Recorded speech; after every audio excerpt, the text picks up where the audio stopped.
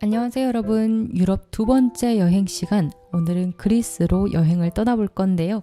그리스 하면 다들 그리스 신화도 알고 있고 또 여러 가지 우리 철학자들을 통해서 알고 계실 텐데요.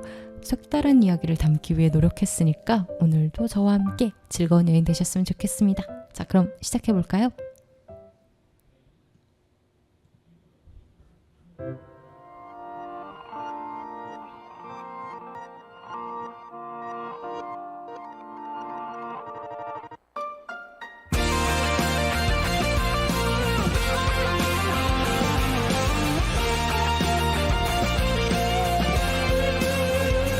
있잖아, 나를 비추는 환한 불빛은 왜 이리 나를 지워낼까? 바람에 흔들리는 내 등불이 너머에 달 수 있을까? 볕이 어스름해지면 피곤할 수 있을 텐데 이런 나라도 누군가 찾아온다면 그래, 조금 더 조용하게, 더 아스라이 네 눈에 담아줄 뿐이라면 옅은 깜빡임에 이 빛이 내 숨을 다 쏟아내면 내 작은 달이 저 별을 꼭 닮아 있기를. 찬란한 흐려도 괜찮을 거야. 지나치는 해성마저 내게 눈부시니까 별이 없는 까만 위에 반딧불처럼 우린 둘 때 더욱 빛나고 모두면 눈이 부실 텐데 나만이 날 수 있는 것만으론 기억을 쓰진 못할까. 애석하게 난 밤을 걷는 저 맘들을 꿈 위에 누워 하늘을 날게 하고 싶어. 그래, 조금만 더 간절하게 저 태양처럼 두 눈 감아도 느껴지는 온기에 이 빛이 내 숨을 다 쏟아내면 내 작은 달이 저 별을 꼭 닮아 있기를. 찬란한 흐려도 괜찮을 거야. 멀어지는 우주마저 내게 눈부시니까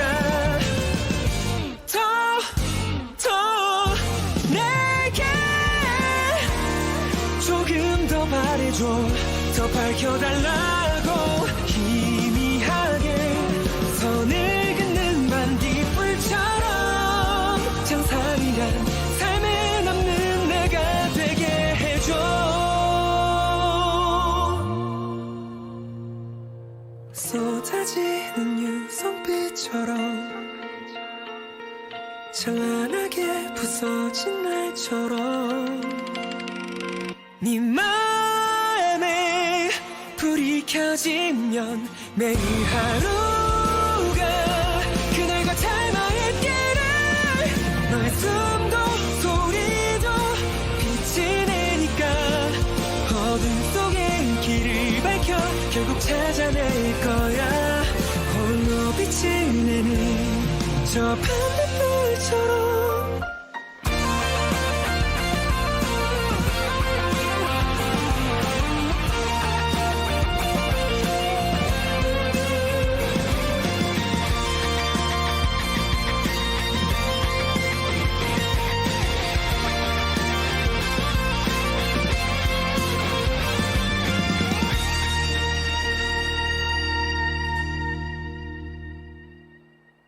도영의 반딧불 듣고 오셨고요. 오늘은 그리스로 여행을 떠나볼 예정인데, 사실 그리스는 우리가 신화, 동화, 설화를 통해 여행을 하는 프로그램이라고 했을 때 가장 안성맞춤이기도 하지만 가장 애매한 주제라고 저는 생각합니다. 왜냐하면 그리스 신화에 대한 인식을 모든 사람들이 갖고 있다 보니까 좀 더 새로운 여행을 하기가 쉽지가 않거든요. 예를 들어서 여러분, 그리스 신화 한 번쯤 읽어보셨거나 또는 제가 지금 말하는 제우스, 헤라, 포세이돈, 아테나, 아폴론, 아레스 이런 신들은 한 번쯤은 다 들어보셨을 거잖아요. 그러다 보니까 어떤 신들의 이야기를 한다는 것 자체가 좀 쉽지는 않습니다. 색다르지 않거든요. 원초적인 신들에 대해서도 우리가 아무래도 그리스 신화가 어떻게 생겼느냐라는 얘기를 할 수밖에 없기 때문에 카오스, 가이아, 우라노스, 닉스 이런 이야기들을 할 수밖에 없을 것이고, 뭐 지하 세계에 대한 얘기를 한다 했을 때도 하데스, 페르세포네, 타나토스 뭐 이런 이야기는 자연스럽게 나올 수밖에 없는 거잖아요. 그러다 보니까 신화를 최대한 건드리지 않으면서 신화를 들어갈 수 있는 방법은 뭐가 있을까라는 생각을 해봤어요. 제가 생각했을 때 신화를 우리가 읽긴 하지만 전체적인 틀을 한 번도 살펴보지 않았을 거란 생각이 좀 들었어요. 그래서 오늘은 조금 그리스 신화의 이야기보다도 전체적인 틀을 한번 이야기해 보려고 합니다. 자, 그리스 신화의 대표적인 특징이 뭔지 알고 계신가요?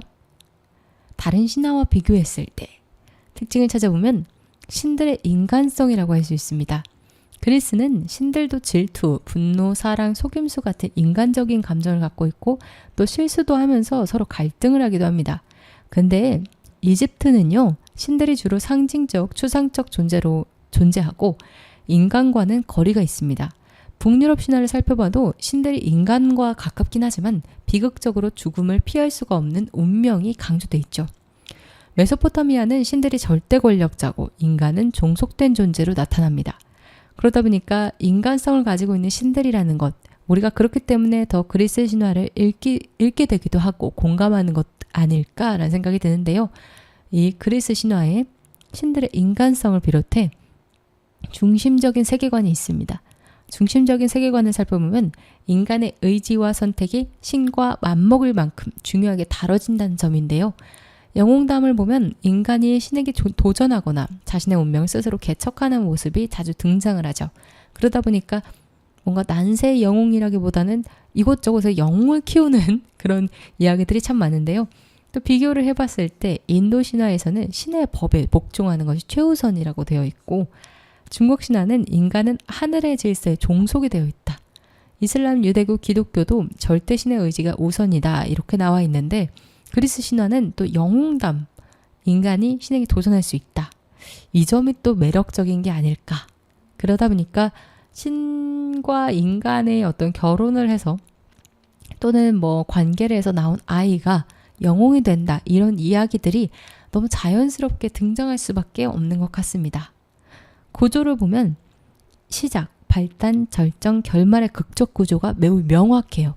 어떤 이야기를 보더라도 명확한 이 구조가 있게 되는데, 북유럽은 마지막 라그나로크처럼 파국적인 집단의 결말이 있는 굉장히 무서운 그런 신화가 있기도 하고, 일본 신화는 신들의 이야기와 지리, 왕실, 계보가 단편적으로 연결되는 이야기로 구조가 흘러가는데요.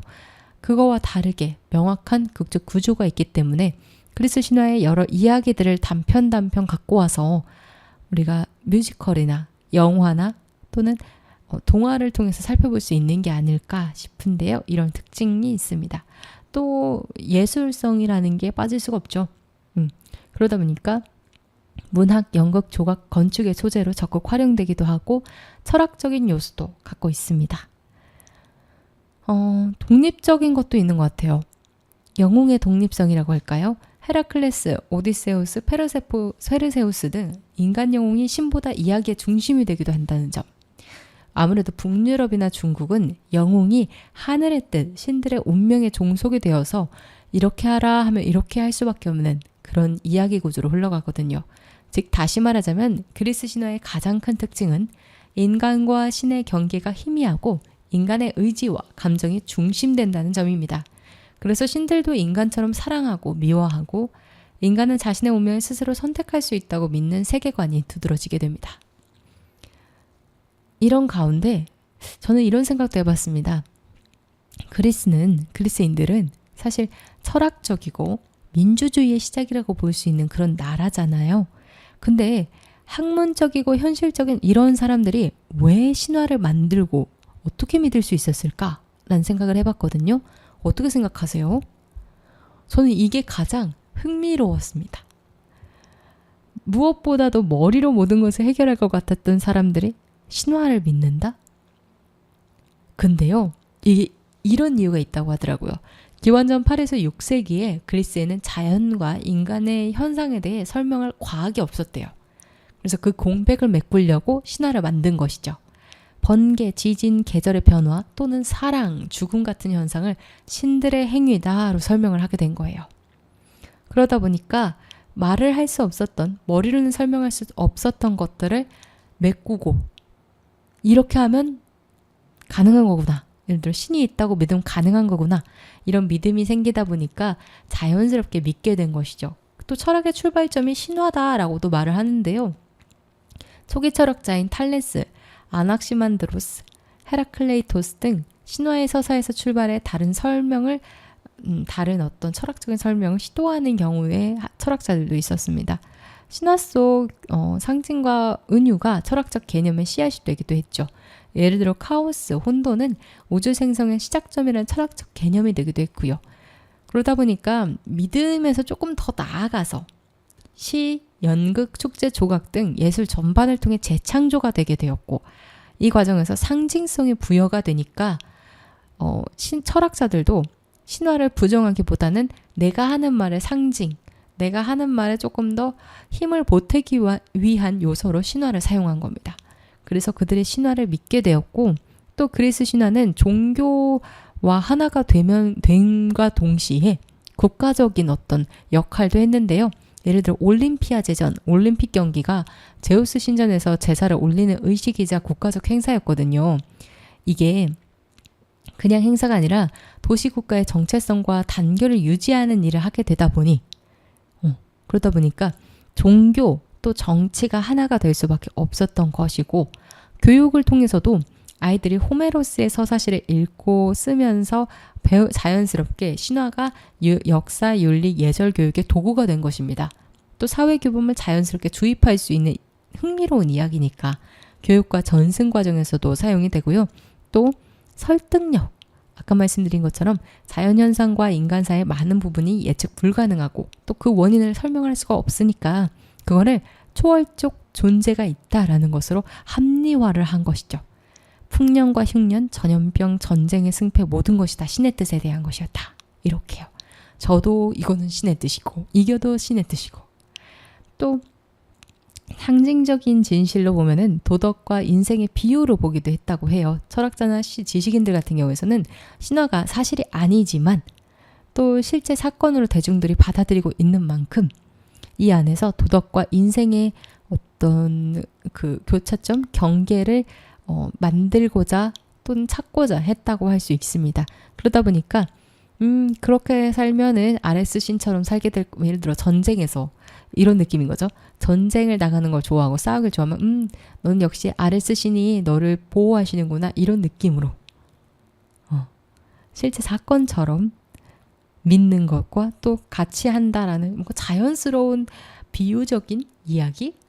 인생에서 너는 그러면 아레스 신처럼 아레스 신이 과 평생 함께 하겠구나 뭐 이런 말들로 경계가 흐릿해지는 것이죠. 또는 경계를 만드는 거라고도 할 수 있고요. 이렇게 고대 그리스에서는 신화가 과학 이전 세계의 설명이 되기도 하고 공동체의 종교와 예술이 되기도 하는 한편 또는 보편적 진리와 원리를 뽑아내는 작업이었다고 해요.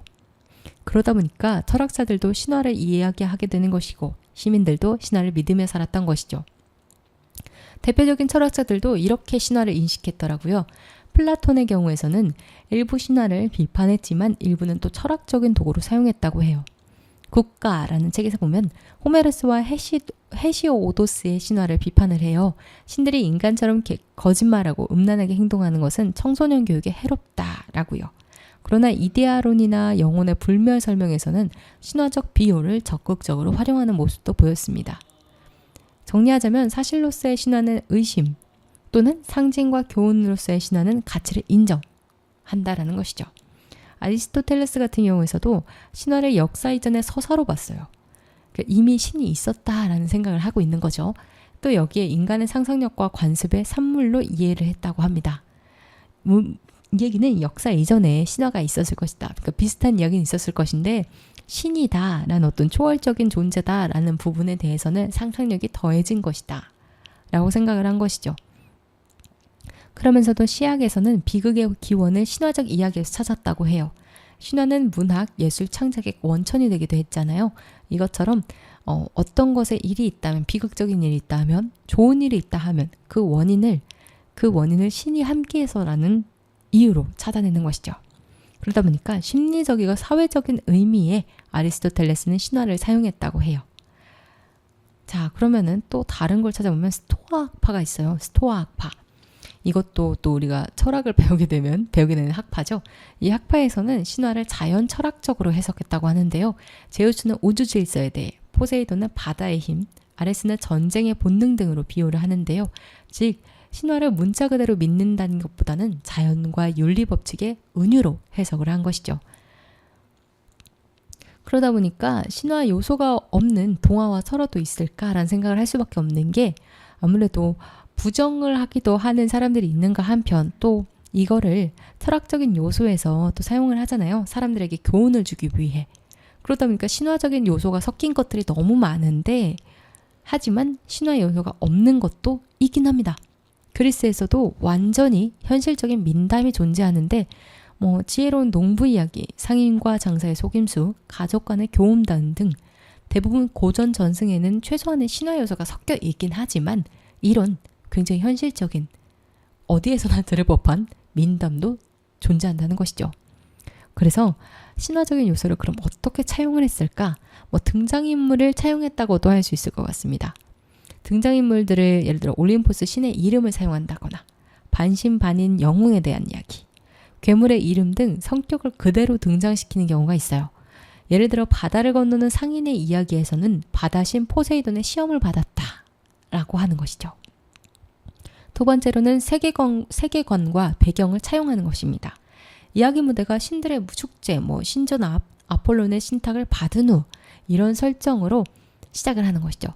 사랑 이야기의 결말은 아프로디테의 축복으로 마무리된다는 그런 해피엔딩적인 요소로 사용하는 것이죠. 상징과 교훈으로도 차용합니다.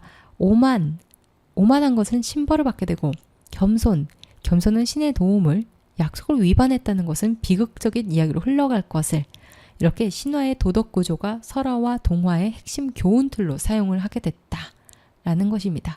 이런 식으로 사용이 되다 보니까 동화와 설화 대부분에는 신화적인 요소가 들어가 있는 것이죠. 그래서 고대 그리스 철학자들은 신화를 무조건 사실로는 믿지 않았지만, 도덕, 철학적 상징, 예술적 소재, 자연 법칙의 은유로서는 신화를 높이 평가했다고 해요. 그래서 대부분 신화 같은 경우에서는 인물 배경 교훈 구조를 변형해서 계속해서 사용해 왔는데요. 자, 오늘 제가 들려드릴 얘기는 신화적인 것도 있지만 신화적이지 않은 이야기들도 가져오려고 노력했는데요. 이 안에서 여러분들이 생각하셨을 때 이거는 조금 신화적인 요소 같은데 하는 것들을 한번 생각하면서 들어주셨으면 좋겠습니다. 그 전에 노래 한 곡 듣고 올게요.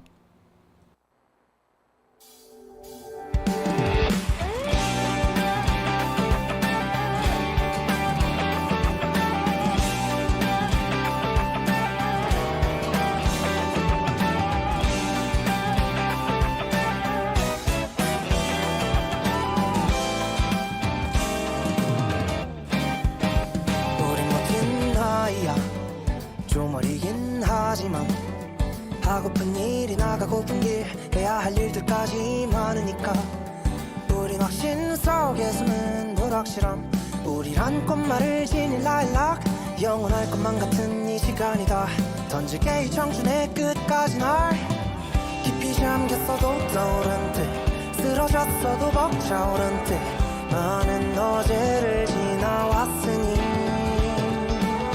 시험이 되어버린 출발선네 무모했던 나를 날 데리러 언젠간 돌아갈 거라 믿어 부르는 공기가 나를 사무친다 가득 하늘을 나를 수 있을 듯한 밤이다 산요동이 헤엄쳐오는 곳이 어딘지 몰라 안 가는 건 아니야 따사로운 온기가 덜 향하는 비행이 망설여지기도 하겠지만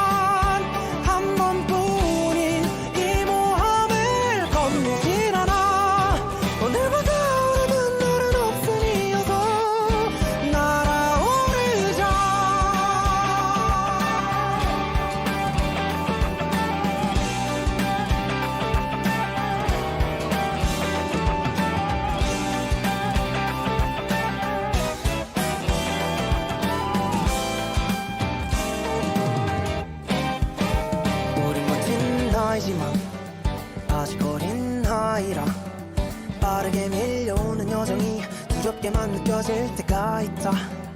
오늘은 지나쳐가는 유람일까, 혹은 기나긴 꿈이 약인가. 답을 찾는 건 어렵기만 하지만 따라야지 그게 청춘이라니까. 누군 위에 누군 저기 아래, 또 누군 다른 길로 떠났네. 점점 혼자인 게 외롭긴 해도 멈추지만 않으면 도착해. 끝과 시작의 과정 사이에 날 쉼표를 그늘진 길가에 다 푸르른 공기가 나를 사무친다 가득. 하늘을 나를 수 있을 듯한 밤이다. 산요동이 헤엄쳐오는 곳이 어딘지 몰라. 안 가는 건 아니야. 언젠가 마지막 안녕이란 인사 뒤에 나오는 말. 시간은 흘러서 이건 명장면이 될 거야. 조금은 씁쓸하겠지만 사도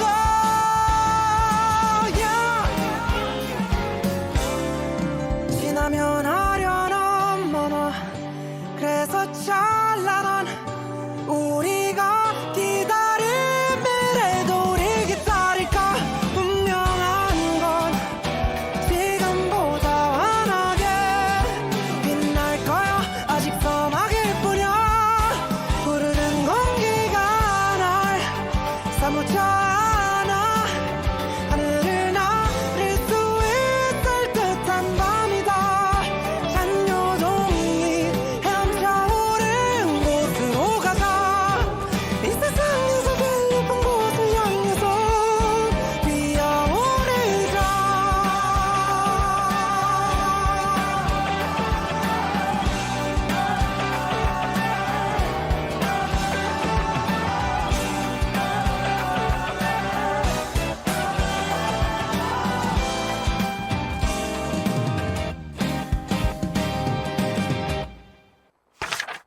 요정과 결혼한 사나이. 염소치기인 데메트로스는 키파 언덕에서 늙은 어머니와 단둘이 살았습니다. 오두막 근처에는 샘이 하나 있었는데 그 섬에는 요정이 나타난다는 소문이 떠돌았습니다. 하지만 데메트로스는 요정을 한 번도 보지 못했습니다. 그저 날마다 염소를 치고 어머니와 쓸쓸하게 지낼 뿐이었습니다. 하루는 어머니가 몸져 눕게 되어 데메트로스가 대신 샘에 물을 기르러 갔습니다. 데메트로스는 염소 돌보는 일을 다 마치고 가느라 한밤중에야 샘에 가게 되었습니다. 그런데 샘 가까이 가자 누군가 있는 게 보였습니다. 달빛이 환하게 내리비치는 가운데 흰 옷을 입은 처녀 3명이 샘 근처 돌 위에 앉아 있었습니다. 모두들 처음 보는 처녀들이었습니다. 양치는 처녀들이 물을 기르러 왔다가 쉬고 있나 보군. 데메트로스는 그렇게 생각했습니다. 조금 있으니 수탉이 울었습니다.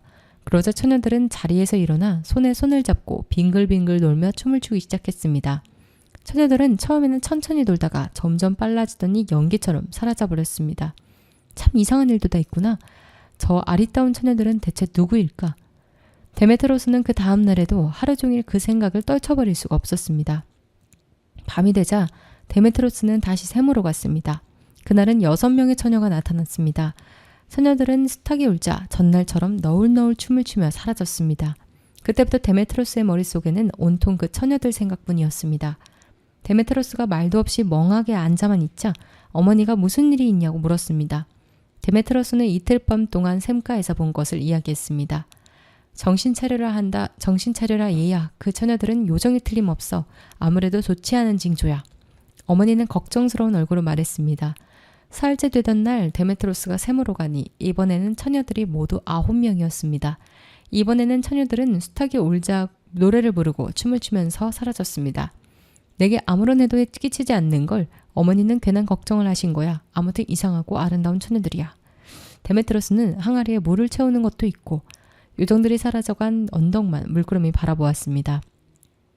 그러다가 빈 항아리를 들고 집으로 돌아왔습니다. 너 또 그 처녀들을 보았구나. 어머니는 데메트로스가 빈 항아리를 들고 온 것을 보자 이렇게 소리쳤습니다.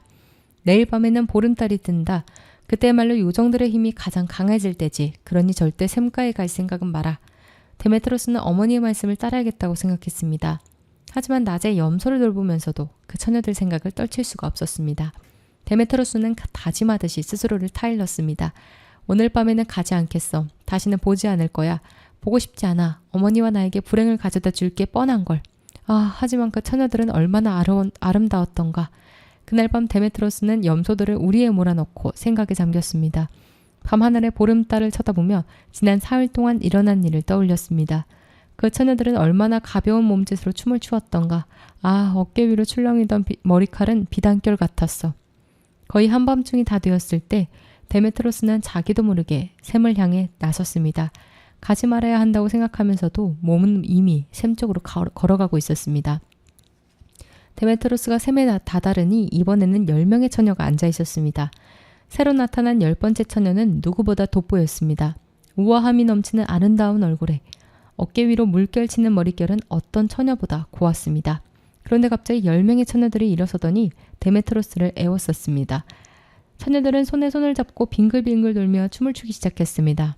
그 처녀들은 어찌나 몸끝이 가벼운지 발이 땅에 닿지 않을 만큼 너울거렸습니다. 처녀들은 데메트로스도 알아들을 수 없는 말로 노래를 불렀습니다. 한여름의 찬란한 태양 아래 빛나는 모래밭을 눈부신 언덕을 달려가요, 달려가요, 달려가요. 굽이쳐 흐르는 강물이 눈부시게 반짝이는 즐거운 곳에서 5월의 빛나는 뜰에서 공기처럼 가볍게 뛰놀며 춤을 추어요, 춤을 추어요. 싱싱 달리는 폭풍처럼 아무 꺼리낌 없이 자유로운 요정처럼 홀가분하게 날아요, 날아요, 날아요. 그 노래를 듣다 보니 데메트로스도 그 처녀들처럼 밝고 즐겁고 자유로워지고 싶었습니다. 데메트로스, 우리와 함께 가요. 가서 우리 궁전에서 함께 살아요. 처녀들은 졸라댔습니다. 당신을 행복하게 해드리겠어요, 데메트로스. 10번째 처녀가 살짝 미소를 띠며 말했습니다. 데메트로스는 도저히 요정들의 청을 뿌리칠 수가 없었습니다. 그래서 요정들과 함께 언덕을 넘어갔습니다. 요정들과 함께 어울리다 보니 세상 모든 것이 잊혀졌죠. 데메트로스의 머릿속에는 오직 눈앞에 웃고 있는 요정들의 환한 웃음과 금빛 머리칼만이 가득 찼습니다.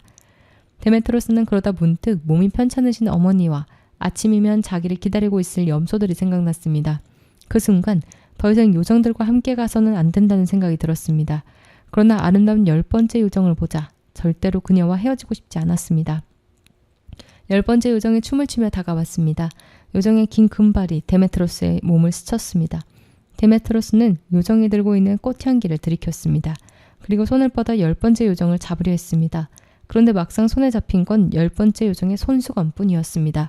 바로 그 순간이었습니다. 갑자기 요정들이 춤을 멈추더니 비명을 지르기 시작했습니다. 곧 이어 거센 바람이 불어오고 순식간에 요정들은 온데간데 없이 사라져버렸습니다.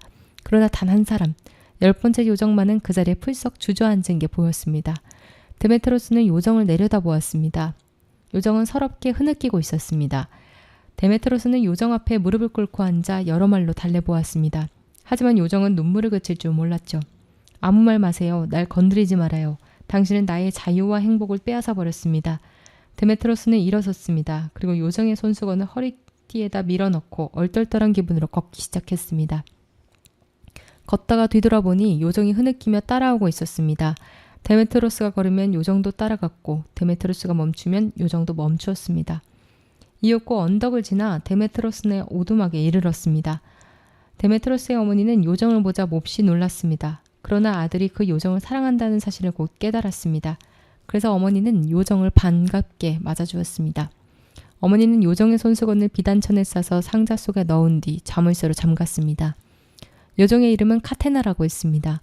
카테나는 이제 데메트로스의 아내가 되었습니다. 카테나는 날마다 실을 잡거나 바느질을 하거나 술을 놓으며 시간을 보냈습니다. 또 곧 태어날 아기를 위해 좋은 옷을 만들었습니다. 카테나가 하는 일은 무엇이건 누구보다도 솜씨가 뛰어났습니다. 그래서 마을 사람들도 모두 카테나가 요정이라는 것을 알았습니다. 이윽고 아기가 태어났습니다. 빛나는 금발의 예쁜 딸이었습니다. 사람들은 그 아기를 네라이도코레트소라고 불렀습니다. 요정의 딸이라는 뜻입니다. 예쁜 딸까지 생기자 데메트로스는 행복에 겨워 어쩔 줄 몰랐습니다. 그러나 카테나는 행복해지지 않았습니다. 데메트로스가 아무리 잘해주어도 카테나는 좀처럼 웃는 법을 몰랐습니다. 더 이상 춤추지도 노래를 부르지도 않았죠. 다만 조용히 앉아 일을 하거나 나직나직 말하는 게 고작이었습니다. 아내가 슬퍼하자 데메트로스도 슬퍼졌습니다. 아들이 슬퍼하자 어머니도 탄식했습니다. 그런 나날이 몇 년이나 계속되었습니다. 그러던 어느 해 성 콘스탄티노스 축제일이 다가왔습니다. 어머니는 오랜만에 이웃 마을에 사는 사촌네 집에 놀러 갔습니다. 어머니가 집을 떠나자 카테나가 데메트로스에게 말했습니다. 오늘은 축제일이죠. 광장에 나가 춤을 추고 싶어요. 춤을 추지 않은 지도 오래됐잖아요. 여보, 제게 아름다운 옷 한 벌과 가장 좋은 손수건을 가져다 주세요. 7년 전에 보름달 아래서 춤추었듯이 다시 함께 춤추기로 해요. 아내의 말을 듣자 데메트로스는 뛸 듯이 기뻤습니다. 사랑하는 내 아내가 다시 춤을 춘다. 아, 이제 오숨지는 아내의 얼굴을 보겠구나. 데메트로스는 얼른 어머니가 잠가놓은 상자를 열었습니다. 데메트로스는 거기서 맨 처음 눈에 띄는 옷을 집어냈습니다. 그리고 상자 맨 밑에서 아내의 고운 손수건도 찾아냈습니다. 데메트로스는 떨리는 손으로 손수건을 집어들어 허리띠에 끼웠습니다. 마을 광장에서 멋지게 차려입은 사람들이 춤을 추고 있었습니다. 커다란 원을 이루고 선 사람들은 쌍쌍이 마주보고 앉아 손수건을 맞잡고 있었습니다. 데메트로스도 카테나와 함께 그 원 안으로 걸어 들어갔습니다. 그리고 설레는 마음으로 7년 전에 그 손수건을 맞잡았습니다. 카테나가 맨 앞에서 춤출 차례가 되었죠. 그런데 데메트로스가 잡고 있던 손수건의 한 끝을 놓는 순간 무서운 일이 일어났습니다. 카테나는 갑자기 뛰어오르더니 원의 둘레를 미친 듯이 핑핑 도는 것이었습니다. 데메트로스는 얼이 빠져서 그 모습을 멍하니 바라보았습니다. 카테나는 마을 사람들 앞을 세 바퀴 돌더니 마치 날개라도 놓친 듯 하늘로 날아 올라갔습니다. 데메트로스는 카테나가 자기 곁을 영원히 떠나버렸다는 것을 알았습니다. 그날 이후 데메트로스는 죽고 싶은 생각뿐이었습니다. 어머니는 맥이 빠진 아들을 달래려고 애를 썼습니다. 얘야, 이게 바로 그 요정이 우리에게 가져다준 불행이로구나. 우린 그저 이대로 만족하자꾸나. 앞으로 이보다 더 나쁜 일만 안 일어났으면 좋겠다. 데메트로스는 자기 딸이 엄마가 없어진 걸 알면 슬퍼하지 않을까 걱정스러웠습니다. 그러나 다행히도 그런 일은 없었습니다. 아이는 날마다 아침 일찍 들에 나갔다가 저녁이면 깡총깡총 뛰고 노래를 부르며 집으로 돌아왔습니다. 사람들은 그 아이가 좀 이상하다고 수군거렸습니다. 아무도 알아들을 수 없는 말을 혼자 읊조릴 때가 많았으니까요. 데메트로스의 어머니는 어머니대로 걱정이 많았습니다. 아무리 타일러도 아이가 음식을 먹으려 들지 않았기 때문입니다. 하지만 이상하게도 아이는 언제나 건강해 보였습니다. 하루는 데메트로스가 아이의 뒤를 따라가 보았습니다. 아이는 곧장 요정의 샘으로 갔습니다. 샘가에 오자 아이는 고개를 쳐들고 하늘을 향해 두 팔을 벌렸습니다. 그러자 하늘에서 하얀 안개가 내려왔습니다. 안개 속에서 무슨 소리가 들리는 듯했고 아이는 그 소리에 대답을 하는지 알아들을 수 없는 말로 중얼거렸습니다. 집에 돌아온 데메트로스는 어머니에게 그 이야기를 했습니다. 카테나예요. 카테나가 날마다 와서 아이와 이야기를 나누고 요정들의 음식을 먹이고 있어요. 그래서 아이가 온종일 들에서만 지내고 집에 와서는 아무것도 안 먹으려 드는 거예요. 카테나가 자기 아이를 돌보는 것이죠. 그리고 몇 해가 흘렀습니다. 네라이 도코레트소는 무럭무럭 자라났습니다. 아이는 자랄수록 어머니를 닮아갔습니다. 이제는 들에 나갈 때마다 바느질감이나 자수틀을 들고 나갔습니다. 그리고는 다른 사람들 눈에는 보이지 않는 요정들과 이야기를 나누며 일을 하곤 했습니다. 데메트로스는 때때로 그 뒤를 따라가 엿보곤 했습니다. 그럴 때면 데메트로스는 네라이 도코레트소와 자기 딸인데도 꼭 딴 세계 사람만 같았습니다. 그에겐 아버지가 필요 없는 듯 했습니다. 아버지 없이도 얼마든지 행복해 보였으니까요. 그런 사실 때문에 데메트로스는 괴로웠습니다. 하루는 데메트로스가 어머니에게 말했습니다. 어머니, 이전에 우리가 겪은 것보다 더 괴로운 일이 일어날 것만 같아요. 저 애가 언젠가 우리 곁을 떠날 것만 같아요. 데메트로스의 눈에는 눈물이 맺혔습니다. 네라이 도코레트스가 15번째 생일을 맞던 날, 데메트로스는 아이의 뒤를 쫓아가 보았습니다. 이번에도 하늘에서 하얀 안개가 내려오더니 달콤한 목소리가 들렸습니다. 그런데 오늘은 아이가 팔을 벌리자 안개가 아이를 감싸 안았습니다. 그러더니 안개가 아이를 번쩍 들어올려 어디론가 데려가 버렸습니다. 데메트로스는 넋이 나간 채 그 모습을 바라보았습니다. 그리고 이제는 카테나도 네레이 도코레트스도 자기 곁에 영원히 떠나버렸다는 것을 알았습니다. 그때부터 데메트로스는 아무 일도 하려 들지 않았습니다. 염소들도 내팽개친 채 온종일 산과 들을 헤매 다녔습니다. 이런 데메트로스의 모습을 본 양치기들은 이렇게 읊조리곤 했습니다. 돌아와요 아내여, 돌아오렴 내 아가야. 그대들을 찾아 헤매다 내 인생은 다 저물고 이제는 외롭고 쓸쓸하게 짝이 없구나. 제발 돌아와 주렴. 두 친구. 미틀레네 지방의 한 마을에 두 친구가 살고 있었습니다. 그 마을은 작고 가난한 시골이어서 일자리가 많지 않았습니다. 그래서 두 사람은 먼 고장까지 찾아가서 일자리를 구했습니다. 그런데 두 친구 중 한 사람은 무척 게으른 사람이었습니다. 그 친구는 일주일에 하루 정도만 일을 하고는 품삯을 받아서 그 돈이 떨어질 때까지 먹고 마시고 놀기만 했습니다. 게으름뱅이 친구가 노는 동안에도 다른 한 친구는 부지런히 일을 해서 열심히 돈을 모았습니다. 얼마 지나지 않아 그 부지런한 친구는 3,000냥이나 되는 큰 돈을 모았습니다. 어느덧 고향을 떠나온 지도 2년이 지났습니다. 여보게, 이제 고향으로 돌아가세. 아내와 아이들이 눈에 빠지게 우릴 기다리고 있을 거야. 부지런한 친구가 게으름뱅이 친구에게 말했습니다. 그래, 이제 돌아갈 때가 되었군. 그래. 그렇지만 난 땡전 한 푼도 못 모았으니 무슨 낯으로 가족들을 만난담? 게으름뱅이 친구가 풀죽은 목소리로 이야기하자 부지런한 친구는 측은한 생각이 들었습니다. 정 그렇다면 내가 1,000냥을 빌려주겠네. 고향으로 돌아가서 돈을 벌면 갚아주게. 두 친구는 가족들이 기다리는 고향을 향해 길을 떠났습니다. 그런데 게으름뱅이 친구는 자기 손 안에 돈이 들어오자 못된 생각을 하기 시작했습니다. 그 돈을 떼어먹을 궁리를 하게 된 것입니다. 여보게, 자네는 하나님이 못된 일을 저지른다는 말을 들어본 적이 있나? 게으름뱅이 친구가 음흉한 얼굴로 물었습니다. 아니, 하나님은 언제나 올바른 일만 하시지. 나는 하나님은 못된 일을 하신다는 말을 들어본 적이 없네. 그렇지만 세상에는 꼭 좋은 일만 벌어지는 게 아니지 않는가? 하나님이 꼭 좋은 일만을 하시지는 않는다네. 어때? 나하고 내기하지 않겠나? 우리가 앞으로 만나는 세 사람이 하나님께 어떤 일을 하는지 물어보도록 하세. 만약 그 세 사람이 하나님은 좋은 일만 한다고 대답하면 자네가 이기는 것이고, 좋지 않은 일도 한다고 하면 내가 이기는 것으로 하지. 자네가 이기면 그 돈을 내가 이기면 자네에게 빌린 돈 1,000냥은 내 것이 되고, 자네가 이기면 그 돈을 갚아주겠네. 게으름뱅이 친구가 이렇게 말도 안 되는 소리를 했지만 부지런한 친구는 그렇게 하자고 선선히 응했습니다. 부지런한 친구는 세상 사람들은 누구나 하나님의 좋은 일만 한다고 생각할 거라고 믿었습니다. 두 친구는 얼마 가지 않아 양치기 소년과 마주쳤습니다. 어르신, 양치기 노인과 마주쳤습니다. 어르신, 하나님은 세상에 어떤 일을 하고 계신다고 생각하세요? 하나님, 옳은 일만 하는 것 같지는 않아. 걸핏하면 사람들이 내 양을 훔쳐가게 내버려 두니까. 세상 일이 온통 그 모양이라니까? 양치기 노인이 이렇게 말했습니다. 게으름뱅이 친구는 기분이 좋아졌습니다. 두 친구는 얼마쯤 더 가다가 신부님과 마주쳤습니다. 신부님, 하나님은 이 세상에서 어떤 일을 하시나요? 부지런한 친구가 공손하게 물어보았습니다. 더러 거짓말도 하고 착한 사람들을 속이기도 하지. 너무나 뜻밖의 대답이었습니다. 게으름뱅이 친구는 신이 났습니다. 신부님을 만나서 이젠 졌구나 싶었는데 신부님마저 그럼 대답을 하다니 이젠 다 이긴 것 같은 생각이 들었습니다. 자, 이미 내기에서는 내가 이긴 것과 마찬가지네. 신부님까지 그렇게 대답했으니 더 무르나 마나 아니겠나? 부지런하고 마음 착한 친구는 내기에서 지는 것보다도 사람들이 하나님을 원망하는 것이 더 마음 아팠습니다. 두 사람은 계속해서 길을 가다가 이번에는 숲에서 나무를 하는 나무꾼을 보았습니다.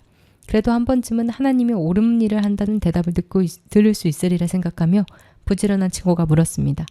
여보세요, 하나님이 이 세상에서 어떤 일을 하고 계신다고 생각하세요? 그야 열심히 일하는 사람들을 골탕 먹이곤 하지요. 나무꾼이 퉁명스럽게 대답했습니다. 게으름뱅이 친구가 의기양양한 얼굴로 말했습니다. 자, 내가 이겼네. 그러니 자네에게서 꾼돈 1,000냥은 안 갚아도 되겠지? 그런데 이렇게 말하는 순간 게으름뱅이 친구의 마음속에는 더 큰 욕심이 일었습니다. 부지런한 친구가 가진 나머지 2,000냥까지 다 갖고 싶어진 것입니다. 게으름뱅이 친구는 길을 가면서도 계속 돈을 뺏을 기회만 엿보았습니다. 두 사람이 절벽 위로 난 험한 길을 걷게 되었을 때였습니다. 게으름뱅이 친구는 갑자기 돌을 집어들더니 부지런한 친구의 두 눈을 차례로 내리찍었습니다. 그러고는 부지런한 친구가 눈을 감싸쥐고 비틀거리는 사이에 절벽 아래로 밀어버렸습니다. 그런 뒤 게으름뱅이 친구는 부지런한 친구의 못다리를 챙겨들고는 재빨리 사라졌습니다. 한편 절벽 아래로 굴러떨어진 부지런한 친구는 다행히 목숨을 잃지는 않았습니다. 그는 잠시 정신을 잃었다가 깨어났습니다. 이런 날벼락이 있나? 그런 녀석을 친구라고 믿었던 내가 어리석었어. 이제 눈까지 멀었으니 이를 어쩌지? 부지런한 친구는 어쩔 줄 모르고 죽은 듯이 누워 있었습니다. 그러는 사이 날이 저물어 멀리서 늑대 울음소리가 들려오기 시작했습니다. 부지런한 친구는 더러 겁이 났습니다. 그래, 이렇게 죽을 순 없어. 앞을 못 보게 된 부지런한 친구는 두 손으로 주위를 더듬거리며 몸을 피할 곳을 찾았습니다. 주변은 온통 울퉁불퉁한 바위뿐이었습니다. 부지런한 친구는 한참을 헤맨 끝에 겨우 나무 한 그루를 만질 수 있었습니다. 그는 밤새 맹수들에게 잡아먹히지 않기 위하여 더듬더듬 나무 위로 올라갔습니다. 얼마나 시간이 흘렀을까? 나무 위에 웅크리고 앉은 부지런한 친구의 귀에 이상한 소리가 들려왔습니다. 그 소리는 사람의 목소리와 같긴 했지만 결코 사람 소리가 아니었습니다. 사실 그가 올라가 있는 나무 밑은 악마들의 회의 장소였습니다. 악마들은 밤마다 이 나무 밑에 모여서 사람들을 괴롭힐 나쁜 짓을 계획하곤 했습니다. 너는 오늘 무슨 일을 했느냐? 우두머리인 듯한 악마가 한 악마에게 물었습니다. 저는 오늘 정말 보람 있는 일을 했습니다. 궁궐에서 술을 놓고 있는 공주의 눈을 멀게 했거든요. 그 악마가 자랑스럽게 말했습니다. 잘했다. 인간들이란 참으로 어리석지. 바로 이 나무 옆에 있는 저 샘물로 눈을 씻으면 금방 멀쩡해질 텐데. 하긴 인간들이 그걸 알 리가 없지. 우두머리 악마는 통쾌한 듯 이렇게 말하고 다시 다른 악마에게 물었습니다. 너는 오늘 무슨 일을 했느냐? 저야 물론 40년 동안 해온 일을 계속했죠. 오늘도 커다란 사원을 무너뜨리고 왔습니다. 전 사원 같은 건 질색이거든요. 그 말을 들은 우두머리 악마는 만족스러운 듯 덧붙였습니다. 그래, 너도 잘했다. 인간들이란 멍청하게 짝이 없단 말이야. 사원을 지을 때 내 기둥 옆에서 까만 새끼 염소를 잡으면 우리들이 절대로 무너뜨릴 수 없다는 걸 모른단 말이야. 그래, 이번에는 너가 말해봐라. 오늘은 무슨 신나는 일을 했느냐? 우두머리 악마가 다른 악마를 가리키며 물었습니다. 저도 오늘 재밌는 일을 했습니다. 길을 가는 두 친구 중에 한 녀석을 꿰어 다른 놈의 눈을 멀게 하고 절벽 아래로 밀어뜨리게 만들었습니다. 양측의 노인에서 신부로 다시 나무꾼으로 변장하느라 좀 바쁘긴 했지만요. 그 눈먼 놈도 저 샘물을 바르면 멀쩡해질 텐데 멍청이들이 그걸 알 리가 없지. 나무 위에서 악마들의 이야기를 듣고 있던 부지런한 친구는 깜짝 놀랐습니다. 이제까지 벌어진 일이 모두 악마의 장난이란 것을 알게 됐기 때문입니다. 악마들은 나무 아래에서 밤새도록 사람들을 괴롭힌 이야기를 하면서 놀았습니다. 이윽고 먼동이 터오자 악마들은 어디로 온가 사라져버렸습니다. 부지런한 친구는 조심스럽게 나무 아래로 내려왔습니다. 두 손으로 더듬어 보니 과연 나무 옆에 조그만 샘이 있었습니다. 그 물로 얼굴을 씻자 얼굴의 상처도 다친 눈도 멀쩡하게 나왔습니다. 부지런한 친구는 근처에 있는 채소밭에서 호박을 따다가 속을 긁어내고 그 안에 마법의 샘물을 가득 담아가지고 길을 떠났습니다. 한참을 걸어가니 큰 마을이 나왔습니다. 마을 한가운데에 무너진 사원이 있고 사람들이 무너진 사원 앞에 시무룩한 얼굴로 주저앉아 있었습니다. 부지런한 친구가 물었습니다. 여러분, 공사가 잘 안 되는 모양이군요.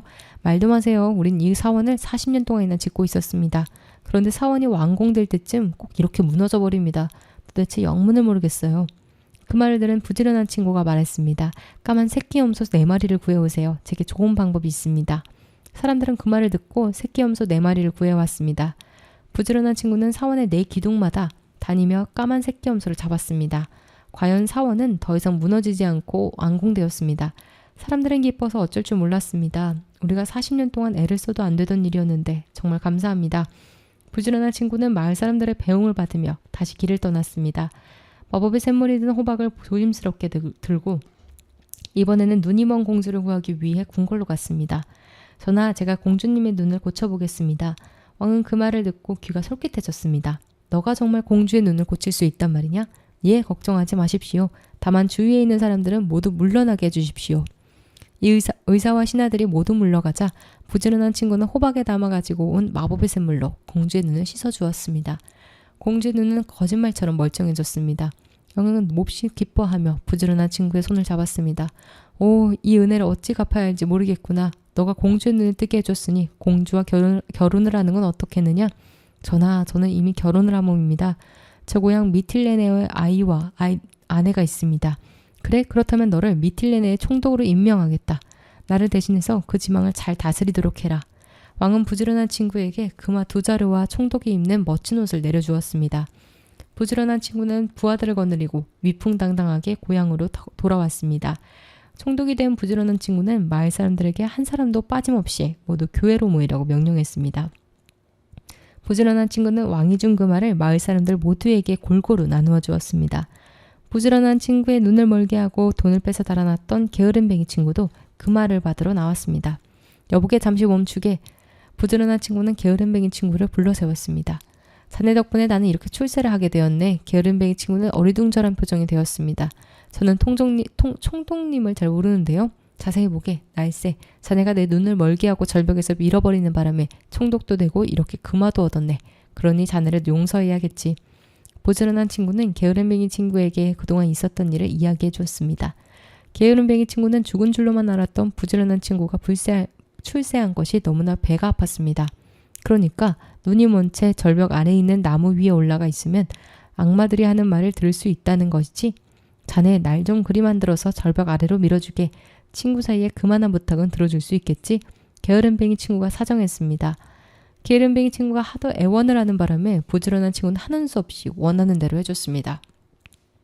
게으름뱅이 친구는 절벽 아래로 굴러떨어지면서도 부자가 될 수 있다는 생각에 아픈 줄도 몰랐습니다. 게으름뱅이 친구는 나무 위에 올라가 어두워지기를 기다렸습니다. 드디어 밤이 되자 악마들이 모였습니다. 우두머리 악마는 화가 나서 소리를 지르며 부하들을 발로 걷어찼습니다. 도대체 누가 우리만 아는 비밀을 인간들에게 알려주었지? 사원의 기둥 옆에 새끼 염소를 잡는 일과 샘물로 눈을 씻는 일을 인간들이 어떻게 알았느냐 말이야. 우두머리에게 걷어차인 악마들은 땅바닥을 대굴대굴 굴렀습니다. 그러다가 한 악마가 나무 위에 숨어있는 게으름뱅이 친구를 발견하고 말았습니다. 아하, 나무 위에 인간이 숨어 있었군. 두목님, 바로 저놈이 우리 얘기를 엿들은 모양입니다. 악마들은 순식간에 게으름뱅이 친구를 나무에서 끌어내렸습니다. 난 아니야, 내가 아니라고. 게으름뱅이 친구는 소리를 질렀습니다. 그러나 게으름뱅이 친구의 몸은 이미 갈기갈기 찢겨버린 이후였습니다. 이렇게 해서 욕심만 부리던 게으름뱅이 친구는 비참하게 인생을 끝내고 말았습니다. 굴러들어온 복을 차버린 사람. 아, 내가 그걸 막아버렸네. 부대를 짜면서 이런 노래를 부르는 사람이 있었습니다. 부대장이는 자나깨나 이 노래를 불렀습니다. 하루는 왕이 지나가다 부대장이의 노래를 들었습니다. 아, 내가 그걸 막아버렸네. 참 이상한 노래라고 생각한 왕은 다음 날에도 그 다음 날에도 그곳을 지나갔습니다. 같은 노래가 계속 반복이 되자 마침내 왕은 부대장이의 가게로 들어왔습니다. 부대장이는 얼른 일감을 놓고 일어나서 왕에게 인사를 올렸습니다. 왕이 물었습니다. 자네에게 물어볼 게 있는데 바른 대로 대답하게. 무엇이든 말씀만 하시면 바른 대로 아르겠습니다. 내가 며칠 동안 자네 가게 앞을 지나다녔는데 늘 같은 노래를 부르더구만. 아, 내가 그걸 막아버렸네 라니 참 이상한 노래 말이지 않은가?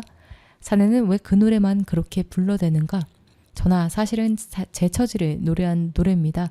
저는 태어날 때부터 가난했죠. 그런데 어른이 되어서도 여전히 가난하니 제 운명에 대해 화가 나기 시작했습니다. 그래서 몇 날 며칠을 하나님께 빌었습니다. 도대체 왜 나는 늘 가난하게만 살아야 하는가 하고 말입니다. 그렇게 기도를 드리고 난 뒤 잠이 들었는데 이상한 꿈을 꾸었습니다. 왕은 부대장이의 꿈 얘기에 귀를 기울였습니다. 꿈속에서 저는 샘이 아주 많은 곳에 갔습니다. 어떤 샘은 강물처럼 흐르고 또 어떤 샘은 시내처럼 흘렀지요. 또 어떤 샘은 대롱에서 콸콸 넘치게 흐르고 또 어떤 샘은 대롱대롱 졸졸 흘렀습니다. 대롱이 하나인 것, 둘인 것, 셋인 것, 아주 많은 것도 있었지요. 그래서 그곳을 지키는 사람들에게 이 샘들은 대체 무엇인가요? 하고 물었습니다. 그랬더니 그 샘들은 사람의 운명을 나타내는 곳이라 하더군요. 저는 제 운명의 샘이 어떤 것인지 물어봤습니다. 그 사람이 가리키는 걸 보니 물이 방울방울 겨우 떨어지는 셈이었습니다. 부대장이는 여기까지 이야기하고 길게 한숨을 쉬었습니다.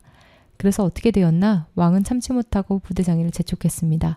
저는 대롱 어딘가가 막혀서 그렇다는 생각이 들었습니다. 그래서 조그만 나뭇가지로 대롱을 뚫으려고 쑤셔댔습니다. 그런데 그만 나뭇가지가 부러지면서 대롱을 꽉 막아버렸지 뭡니까? 이제는 아예 물방울이 떨어지지 않는 거였어요. 그 모양을 보고는 저는 탄식했습니다. 아, 내가 그걸 막아버렸구나. 그렇게 탄식하고 중얼거리다 잠에서 깨었죠. 그 뒤로 저는 그 탄식을 노래로 만들어 밤낮으로 부르고 있답니다. 제가 막아버린 제 운명을 슬퍼하는 노래지요. 그 이야기를 듣고 난 왕은 아무 말 없이 돌아갔습니다. 다음 날 왕은 심부름꾼을 시켜 파이 한 개를 부대장이에게 보냈습니다. 전하께서 자네를 생각하며 이 고기 파이를 보냈소. 심부름꾼은 파이를 내려놓고 가버렸습니다. 부대장에는 파이를 보더니 이렇게 중얼거렸습니다. 우리 식구가 몇인데 겨우 고기 파이 한 접시라니. 이 파이를 똑같이 나눠 먹는다 해도 괜히 입맛만 버릴 거야. 차라리 음식점에 이 파이를 갖다 주고 다른 음식과 바꿔야겠어. 마른 빵이면 훨씬 많이 받을 수 있겠지. 부대장이는 파이를 곧장 음식점으로 가지고 가서 주인에게 말했습니다. 이 고기 파이를 마른 빵과 바꿔주시겠소? 남은 음식이 있다면 그것도 좀 주시구려. 음식점 주인은 파이를 마른 빵 3덩어리와 바꿔주고 남은 음식도 얹어주었습니다.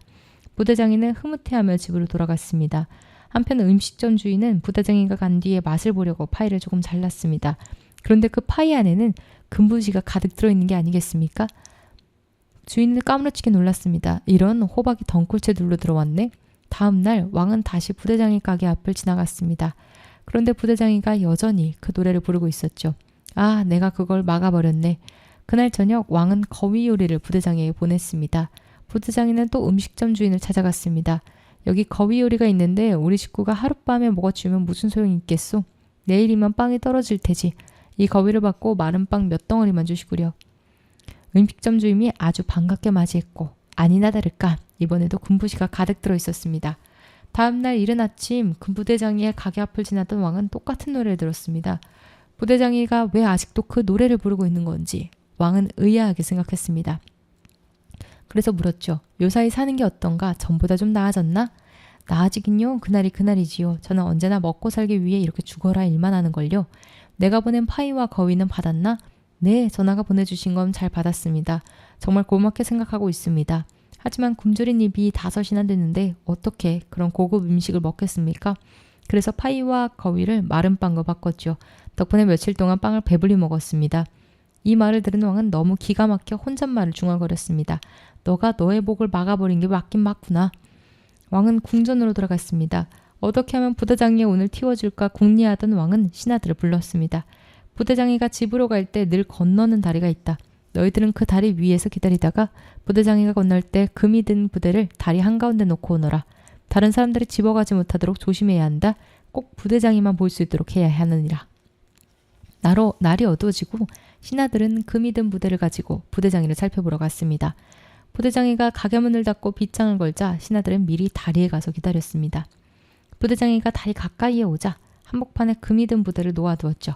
그리고 난간 밑으로 몸을 숨겼습니다. 그런데 부대장이는 다리 앞에 오더니 이렇게 말하는 것 아니겠어요? 여러 해 동안 이 다리를 건너 다녔는데 어디 눈을 감고도 건널 수 있는지 한번 해봐야겠다. 까짓거 다리에서 떨어져 죽는다 해도 지질이 복이 없는 내 한 목숨 끝장난들 어떠랴? 신하들도 이 소리를 들었습니다.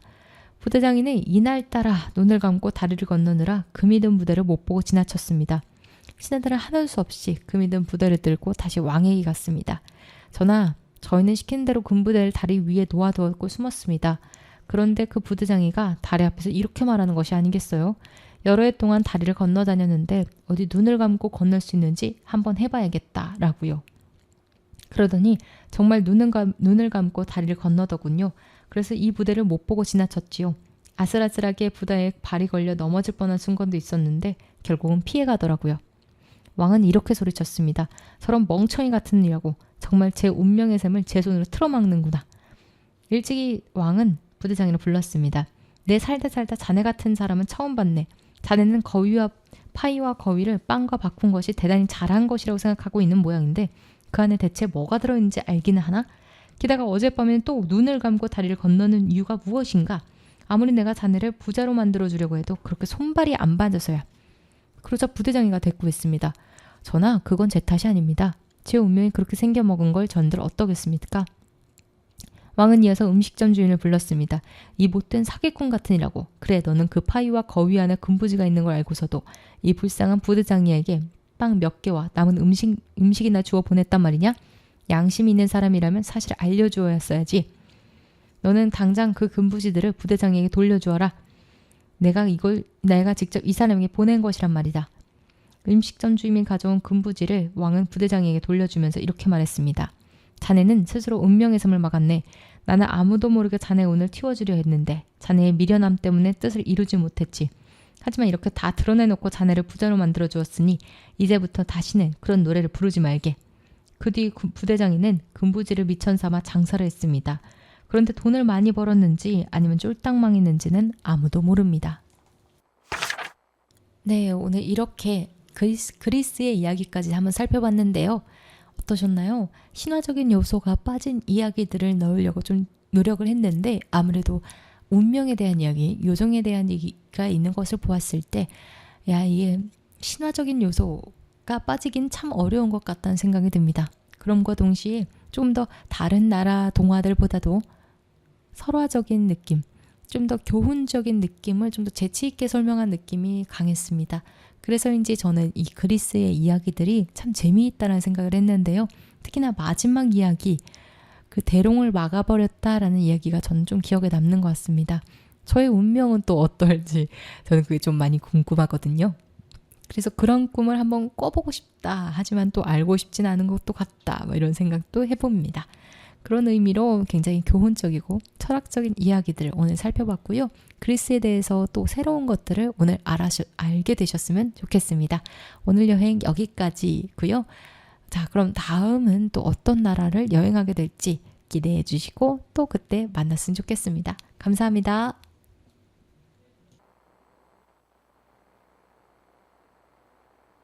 미지근한 어느 날의 난 시계는 흐르고 난 그저 끌려가네. 문득 한 번은 삼실증이 나서 그 제목 먹혔던 무슨 너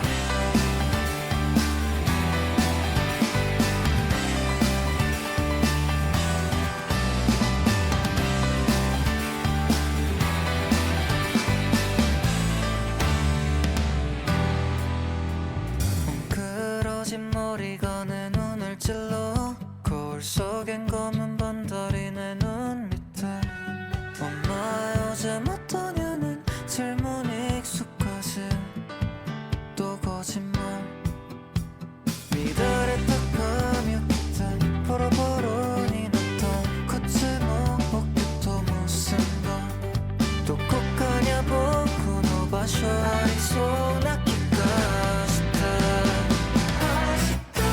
어느 날 하루에 그쪽한 생각이 들었을 때 다시 한 걸음 내디뎌 지루해 나 이제 변하고 싶어 라고 느껴질 때 한 걸음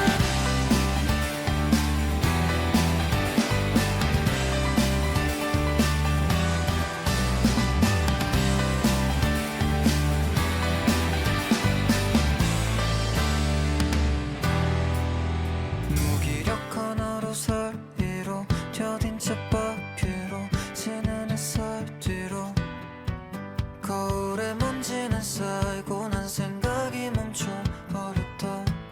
난 뭘 하고 싶어